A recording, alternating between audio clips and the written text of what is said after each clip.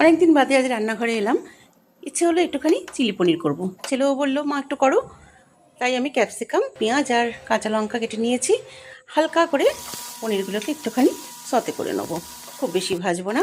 আর এই তেলের মধ্যেই আমি পেঁয়াজ কুচি, ক্যাপসিকাম আর কাঁচা লঙ্কা চিড়ে আমি হালকা করে ভেজে নেবো। এগুলো তো আর বেশি ভাজতে নেই। আর নিয়ে নিলাম সয়া সস, আর এর মধ্যে একটু নুন দিয়ে, একটু হলুদ গুঁড়ো, জিরে গুঁড়ো, ধনে গুঁড়ো দিয়ে হালকা করে একটু ভেজে নেবো। আর এর মধ্যে টমেটো সস মিশিয়ে ভালো করে মিক্সড করব। আমি চিলি সস দিচ্ছি না, তার কারণ মেয়ে খাবে। এখন চিলি সসটা মেয়ের পক্ষে খাওয়াটা ঠিক নয়, অতিরিক্ত ঝাল হয়ে যাবে। একটু কর্নফ্লাওয়ার গুলে নিচ্ছি।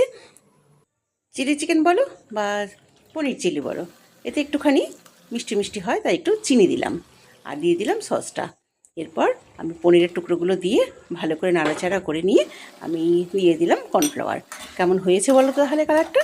রাত্রে রুটি আর এই চিলি